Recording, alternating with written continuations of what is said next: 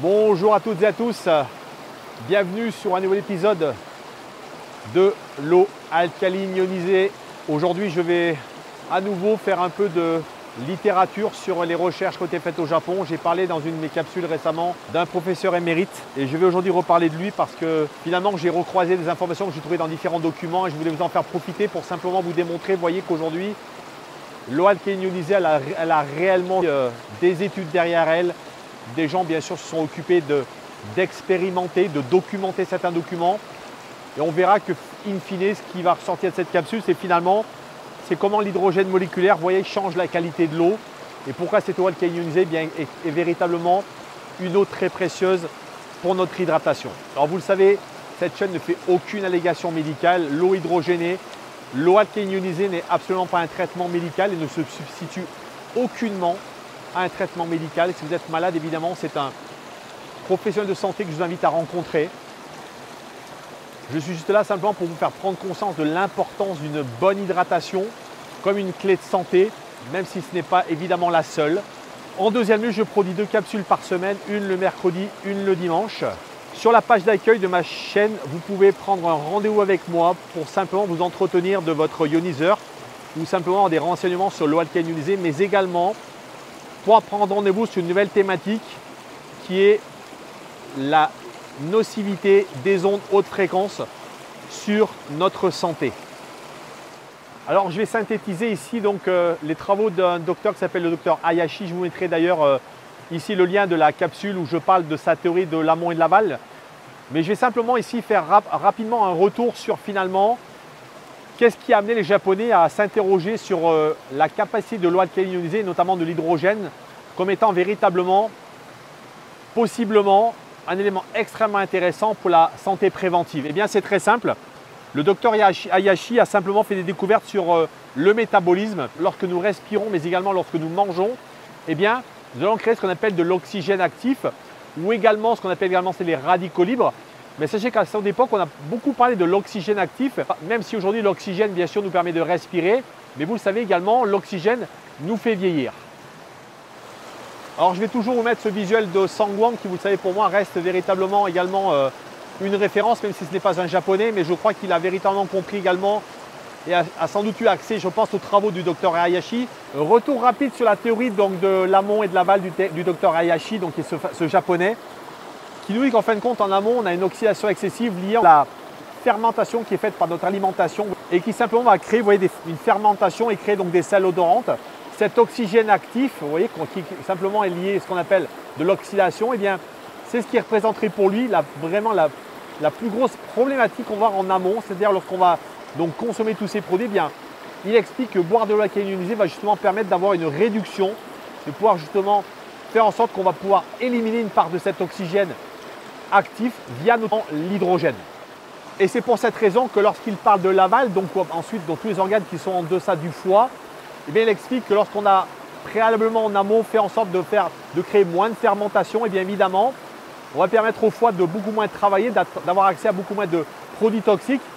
Cette eau hydrogénée, cette eau chargée en hydrogène, vous voyez, eh bien c'est elle qui va lutter contre l'oxygène actif. Les pathogènes de l'amont provoquent les maladies en aval.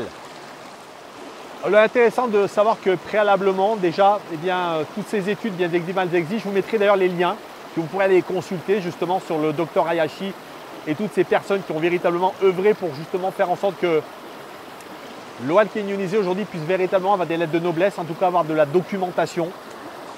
Le docteur Shirata, dont on a beaucoup parlé si vous lisez de la littérature de l'eau alcaline ionisée, donc qui est un professeur de l'université de Kyushu, a simplement lui-même déjà parlé que l'hydrogène moléculaire eh bien, pouvait éliminer l'oxygène actif.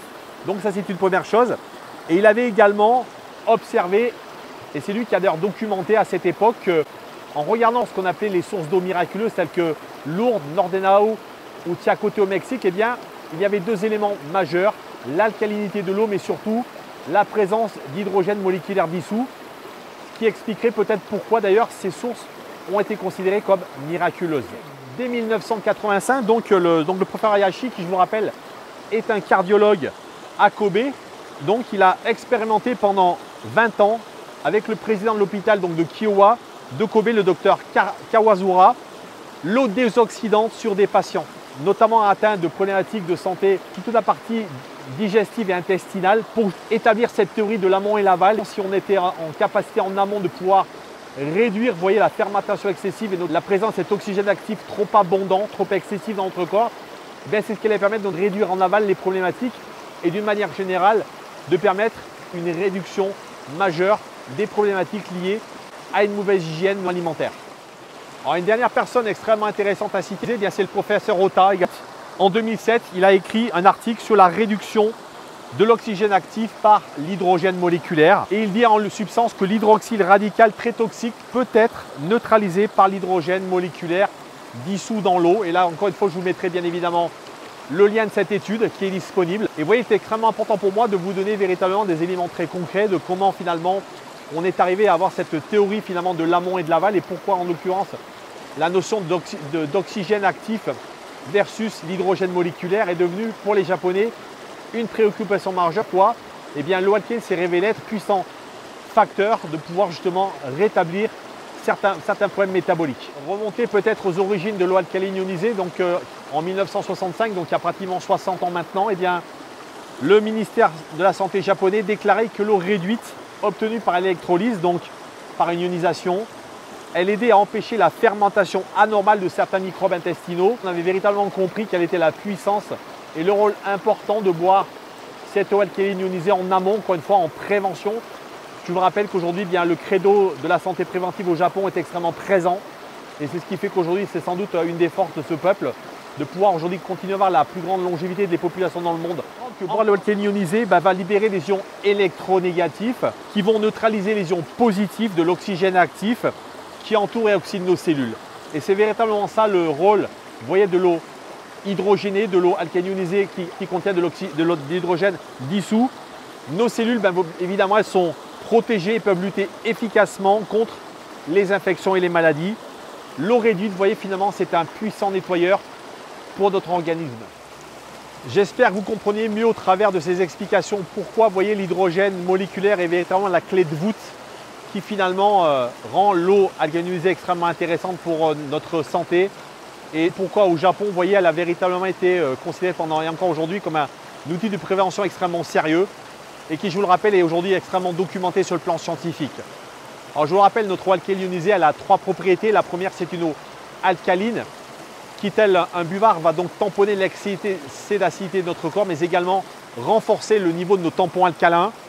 La deuxième, c'est une eau antioxydante et on vient le voir, en luttant contre l'oxygène actif, eh bien l'hydrogène moléculaire va justement faire en sorte qu'on puisse limiter justement les niveaux de cet oxygène actif qui, vous le savez, est véritablement extrêmement délétère pour nos cellules.